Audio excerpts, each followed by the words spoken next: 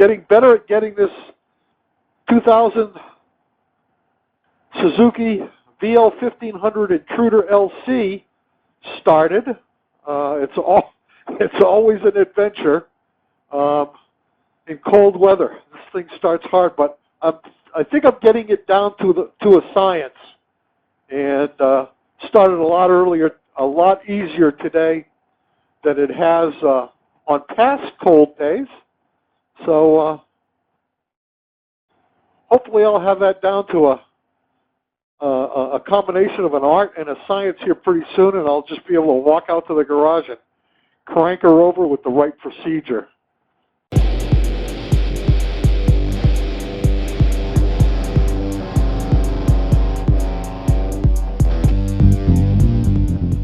I am still in the market for a new bike. I really, at this point, don't know what I'm going to buy. I wanted to get a new bike in celebration of my 70th birthday. Would have been nice if I had it by my 70th birthday, but that didn't happen. That's I kind of ran out of shopping time or demo time before the snow started flying and the cold got unreasonable. But I'm still in the market, guys. I've just not decided on what it is that I'm going to buy. I started out with the Pan America, and that was because I'd never had a Harley-Davidson or an adventure bike. And I've re-examined that. I went and looked at a Triumph Tiger 1200, which was a beautiful bike. Fit me much better than the Pan America. And frankly, I think it was more of a bike, better equipped, and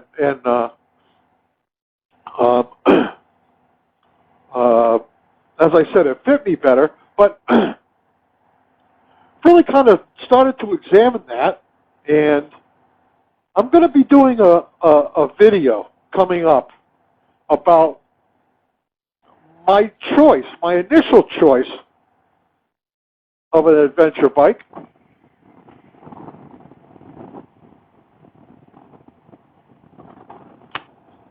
I think you'll, oops.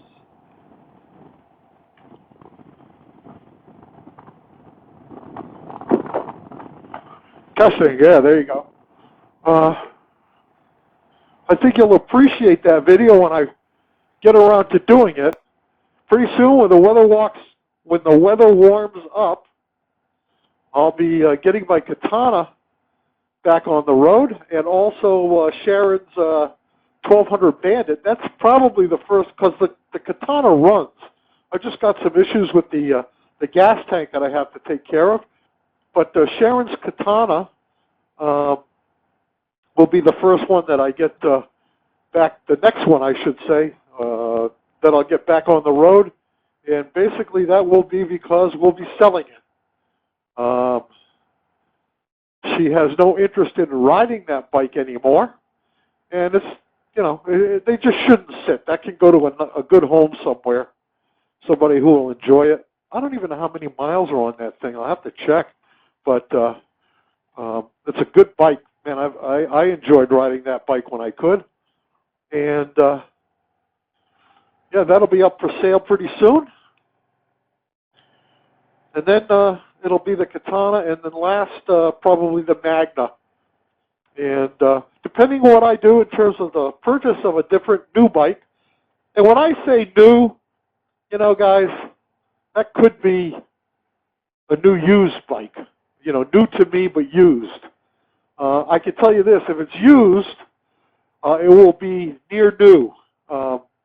Very low mileage and in pristine condition. I've been very lucky in terms of looking around for bikes like that. I had thought that I wanted to buy a brand spanking new bike. I've only had two in my life, my Katana and my 850 Suzuki. Those are the only brand spanking new bikes I've ever had. Sharon's Bandit was purchased brand new, but I think it was a couple of years old, still in the crate. We got a great deal on that, but my only two bikes, new brand spanking new, were the Suzuki 850 and the Katana 1100.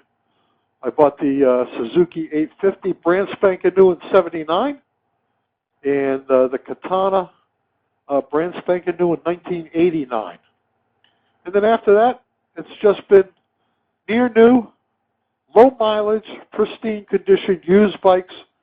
As I've said, I like letting somebody else put the first 40 coats of wax on them and take them back for all the recalls and handle the depreciation for me.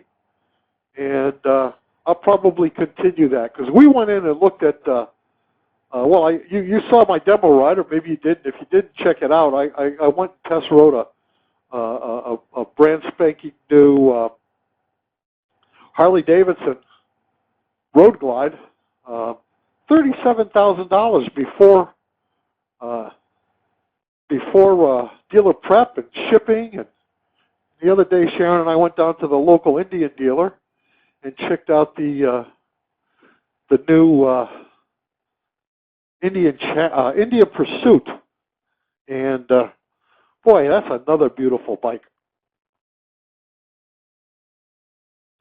But again, well, she told me 37,000 out the door.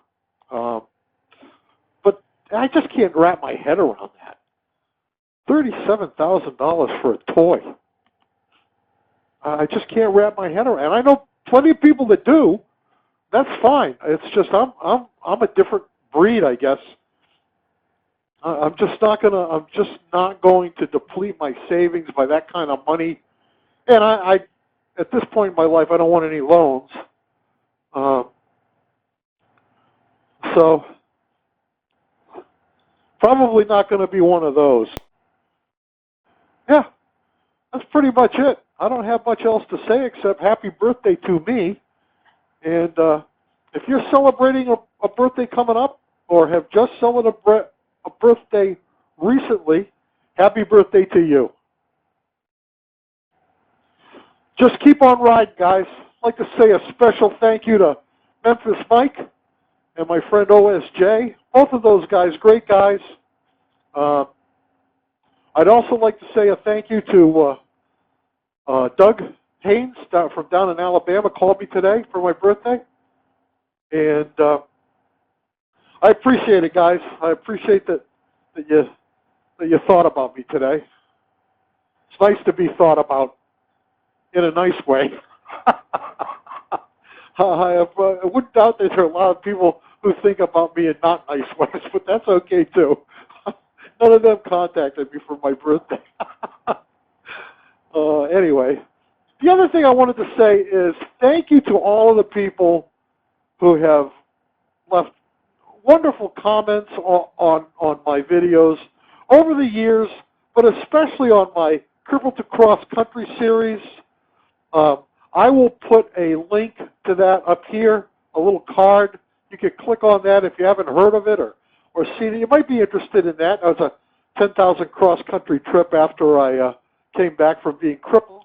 And, ooh, a lot of dirt, and also, I want to say thank you to Robert Mers up in British Columbia, Jarvis Biker up in Canada. I want to say special thanks to Goldwing Moments, who has become a new supporter of mine and always leaves a nice comment for me on my videos. All you guys and everybody else. I sometimes I don't like to thank specifics because I know there are people that I'm not naming that I feel the same way about. And thank you all. Thank you all. As of today, I'm at 867 subscribers. As I said, I'd love to hit 1,000 by July. Well, that would be great because July would be my 5th year celebration, and if I could get to 1,000 subscribers by then, it would be great. And not for any other reason to say that I did, you know. Yeah, but basically that's it. I've been just rambling, which is what I usually do when I'm on a motorcycle. It's a nice way to clear my mind. It's a nice way to remember what I was doing on a particular day, what I was thinking about. and I'm happy that you guys have come along. If this is your first time at the Half Moto World Travel Channel, thank you for visiting. If you're a return visitor, thank you for visiting.